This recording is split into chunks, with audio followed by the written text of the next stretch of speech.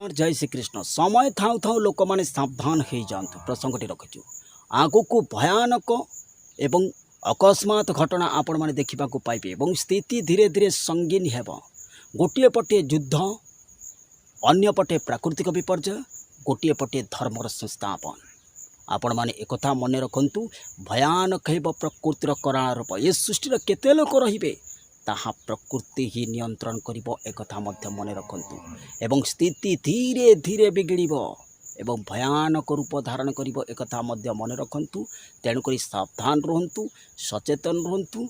Terrorist attack to आरंभ करी युद्ध परिस्थिति एवं बॉर्डर रिलेटेड देखिए धीरे धीरे खराब होगा लगे। अनेक जगह इमरजेंसी अथच सेना आपण मैंने देखा पाइबे। अलग कलिकतार आप देखिए परिस्थिति धीरे धीरे बिगड़ तर कलिकतार राष्ट्रपति शासन लागू हो जापरि कहला ना कलकाता को परिस्थिति सांघातिक हेब।